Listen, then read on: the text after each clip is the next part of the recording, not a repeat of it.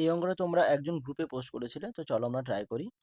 15% ছাড় দেওয়ার পরে একটি ওয়াশিং মেশিনের মূল্য হয় 29,750 টাকা। যদি কোনো ছাড় না দেওয়া হয় তাহলে দোকানদার 12% লাভ করে। ওয়াশিং মেশিনটির ক্রয় মূল্য কত? এই হচ্ছে অঙ্ক।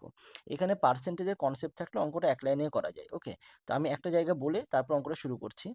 এখানে পার্সেন্টেজ দুভাবে এফেক্ট পড়ে, কোনোটা নেগেটিভ মানে এফেক্ট পড়ে, কোনোটা পজিটিভ এফেক্ট পড়ে। নেগেটিভ কোনটা? যখন কোনো ডিসকাউন্ট দেওয়া হয়, ছাড় দেওয়া হয় বা লস হয়, সেই ক্ষেত্রে নেগেটিভ এফেক্ট। আর একটা পজিটিভ বলতে কোনটা? যখন প্রফিট হয় বা লাভ হয় কিংবা ইনক্রিজ হয়, সেইগুলো হচ্ছে পজিটিভ এফেক্ট। ওকে, তো এখানে 15% ছাড়টা নেগেটিভ আর 12% লাভটা পজিটিভ এফেক্ট পড়েছে এখানে।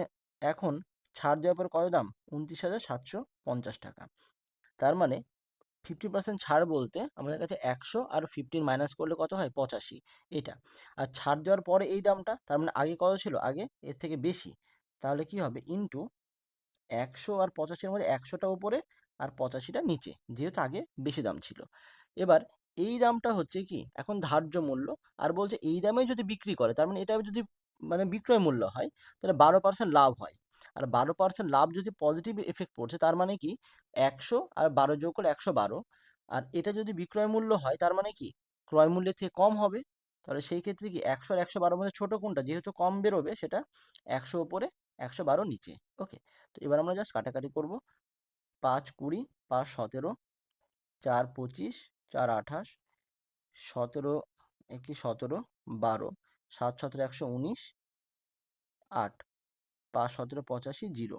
ওকে, 4 5 20, 4 7 28, 7 2 14, 7 5 35, 0। তাহলে কত হচ্ছে?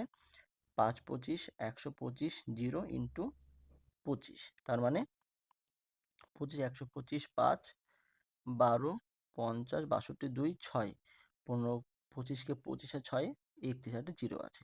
তো এই হচ্ছে আমাদের অ্যান্সার। ওকে, তো অপশান এ হবে অ্যান্সার।